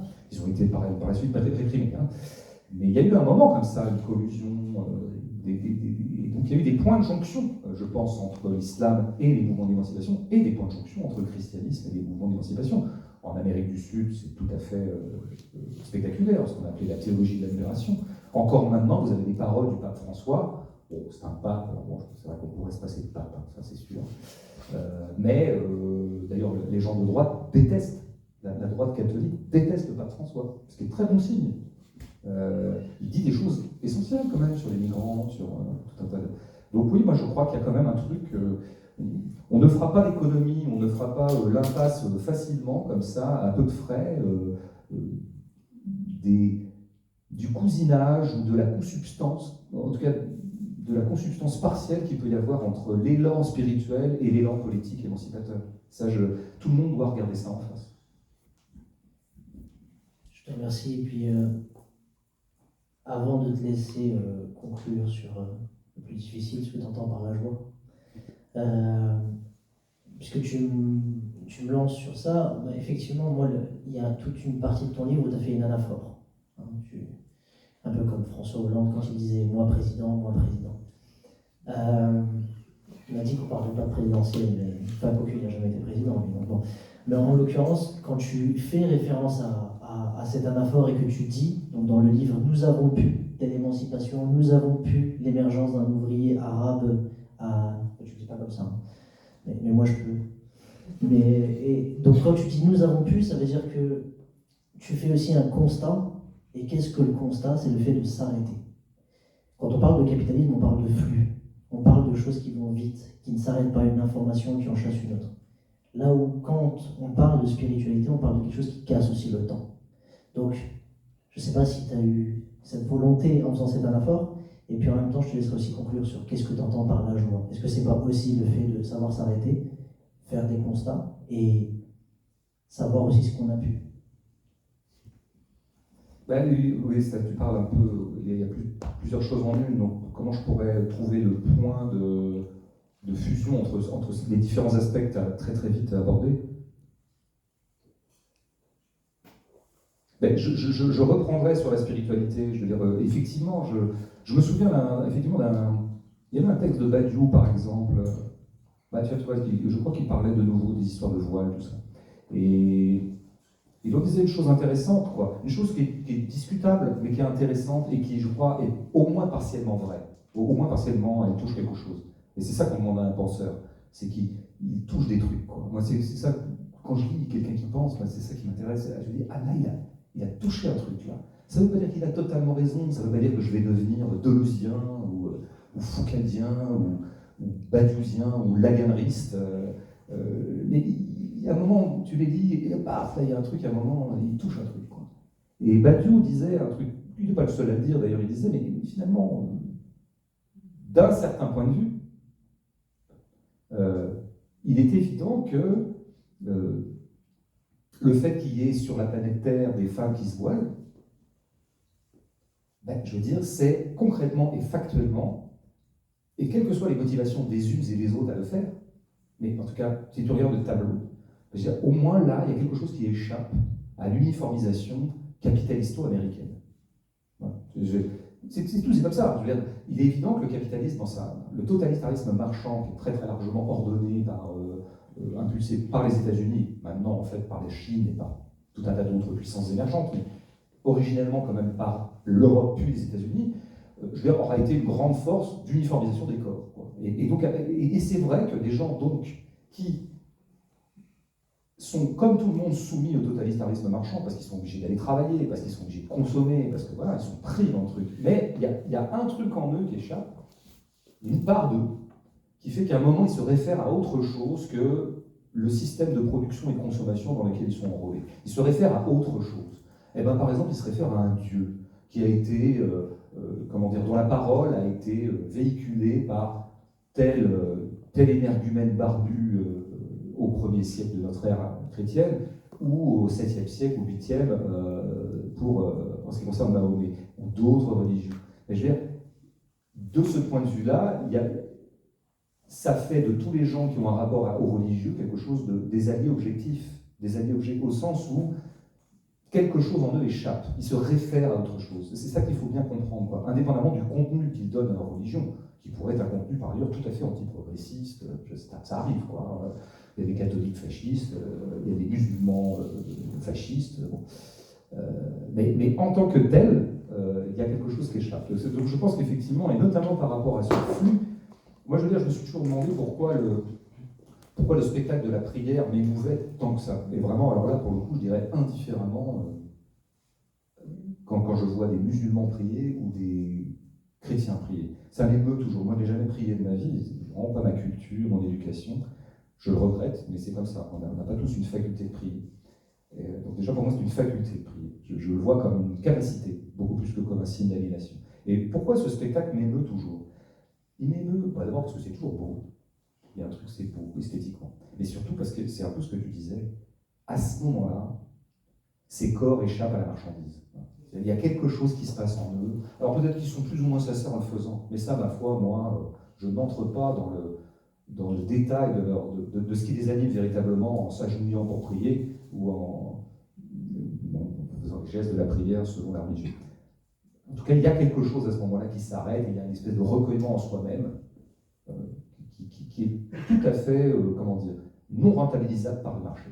Il y a quelque chose là qui échappe. Alors moi, ça m'intéresse toujours, les gens qui échappent. Je pense qu'effectivement, là, moi, un des éléments d'inquiétude que j'ai sur le sort de l'humanité, c'est que dans 100 ans, si ça continue comme ça, enfin si d'ailleurs le vivant existe encore, admettons, mais dans 100 ans, si ça continue comme ça, à force de matérialiser nos corps, de les embarquer dans des flux marchands, de rentabilité, de productivité, de performance, de comptabilité permanente, est-ce qu'il y aura encore des gens qui ont la faculté de prier, quoi. Et si ce n'est pas le cas, ça ne sera pas une bonne nouvelle, quoi. C'était tout à fait réjouissant qu'il y ait encore des gens qui aient la faculté de prier. Alors évidemment, à gauche, quand tu dis ça, notamment de la gauche anti-religieuse, de dire « Ah, on a dû défendre l'aliénation », je n'ai pas compris ce que je disais. Moi, encore une fois, je ne rentre pas dans le détail de tout ce qui a fait que quelqu'un en arrive à prier. Je parle du spectacle lui-même, du moment. Donc de ce point de vue-là, ouais, je crois qu'il y a quelque chose qui échappe à ça. Alors après, là, je ferai le lien avec la joie de cette façon-là. Oui, c'est un terme bizarre, qui, à mon avis, ne peut pas avoir une traduction politique immédiate. Donc c'est pour ça que ce titre, il faut le laisser vivre, pour rêvasser dessus, quoi, notre joie. Bon. Après, j'essaie quand même de donner un peu de contenu, c'est pas simplement un mot. Et pour moi, la joie, il y a quelque chose comme... mais que j'ai retrouvé chez pas mal de croyants, figure-toi, alors pas seulement chrétiens aussi, c'était en fait ce qui me frappait chez pas mal de croyants que je pouvais croiser. Bon, certains d'entre eux, c'est pas le cas, mais en tout cas, certains, je trouvais qu'il y avait quelque chose qui les animait, ces gens. On les animait, tu sais, alors animer, ça vient de l'âme, hein, c'est l'âme, il y a une âme en eux. Alors, dans le christianisme, on dirait aussi, il y a un souffle, et c'est le souffle divin. Tu sais, le Dieu souffle en nous, le vent souffle en nous. Mais en fait, ce souffle, moi je le vois toujours comme le souffle même de la vie, quoi, en fait. Et si tu remplaces Dieu par vie, pour moi ça donne la même chose. Alors qu'est-ce que c'est que la joie? Eh ben, c'est la présence de la vitalité en nous. Voilà. Et il y a la vie qui insiste en nous, alors qu'il y a beaucoup de forces de mort, quoi, qui essaient de nous anéantir, qui essaient de nous anéantir factuellement quand on est ukrainien et qu'on habite à Kiev, actuellement, ou dans d'autres théâtres de guerre. Mais qui essaie de nous anéantir à petit feu par le travail, par l'aliénation, par l'oppression, etc. On veut saper la vie en nous, quoi. Moi, je trouve que c'est ça que j'ai envie de protéger, quoi. Et ce que j'appelle la joie, c'est la vitalité en nous, qui est presque autosuffisante, quoi. Il y a quelque chose, une force de vie en nous qui persiste en nous-mêmes et qui fait qu'on tient le coup, quoi. Qu'on résiste et qu'on est soi-même une espèce de démenti au totalitarisme marchand qui a jeté ses griffes sur nous, quoi. Il y a quelque chose qui dit « tu ne m'auras pas, tu ne m'auras pas, je me suffis, je n'ai pas besoin de tes biens de consommation à la con, je me nourris de moi-même, déjà, je me nourris de mes amitiés », je parle de l'amitié à un moment dans le livre, j'aime bien l'amitié parce qu'elle est gratuite. L'échange qui se passe avec un ami, c'est un échange gratuit, c'est un troc. Par exemple, je prends l'exemple d'un ami qui fait rire un autre ami, c'est un échange gratuit. J'ai produit une phrase rigolote, et mon ami a ri, ou inversement. Cet échange est gratuit. Je lui ai procuré du rire gratuitement. Et il va me le rendre, parce qu'il va me faire rire 2 minutes après. C'est quoi des amis? C'est des gens qui se font rire l'un l'autre. Voilà, ça c'est des échanges non marchands. Et pourquoi? Nous les amis, on se suffit, nous nous suffisons. Nous n'avons pas besoin d'aller chercher d'autres plaisirs tarifés, facturés, dont la production a occasionné la sueur de pauvres malheureux et la destruction probablement d'un élément du vivant. La joie, c'est ça, c'est l'autosuffisance, quoi. J'ai ma part de vie. Alors, je pense que ça a à voir aussi pour moi avec la... Je suis un peu bavard, mais je vais terminer. Moi, je ne vis pas dans la pauvreté. Je suis quelqu'un qui a une vie plutôt confortable. Enfin, en fait, il faut quand même voir l'état de mon appartement. Mais globalement, je fais partie de la population mondiale qui a plutôt du confort. J'ai un toit, je me nourris. Chez moi, c'est chauffé. Plein de choses comme ça. J'ai plein d'éléments de confort dans ma vie.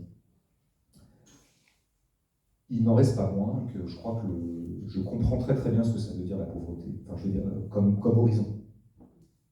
Et ça, c'est quelque chose qui est commun, je pense, à l'islam et au christianisme, par exemple. Alors, je sais s'il y a beaucoup de musulmans et beaucoup de chrétiens qui ne sont pas très fidèles à ce vœu de pauvreté, ou à cette préférence pour la pauvreté, comme on dit dans le christianisme. Mais je veux dire, qu'est-ce que ça voulait dire la pauvreté dans la religion? C'est de dire, mais quand on a le souffle de la vie en soi, qu'on peut appeler le souffle divin, mais finalement, on s'en fout, chacun décide en fonction de son corps. Pour moi, c'est pareil. Mais vous avez besoin de rien d'autre. Alors, c'est une très belle parabole chez Jésus, c'est la parabole des oiseaux. Il dit les moineaux, les oiseaux. Pourquoi les oiseaux? Il dit, bon, regardez, prenez exemple sur les oiseaux qui ne s'inquiètent jamais du fait qu'ils mangeront ou pas le lendemain. Ils ont confiance. Ils ont confiance dans le vivant. Ça survivra. Ils trouveront toujours. Ce dont ils ont strictement besoin. Et puis du coup, ils volent. Ah, voilà. Voilà. En gros, c'est mon programme politique, c'est devenons des oiseaux. Je suis venu à Genève pour vous dire ça. Je te remercie François. Je vous recommande, encore une fois, le livre est là-bas, donc Notre joie. La deuxième partie m'a beaucoup touché aussi, donc vraiment je vous recommande le livre. Voilà, je profite encore pour te remercier. On va faire une petite pause et puis après il y aura des questions-réponses si vous le souhaitez. Voilà, merci à vous.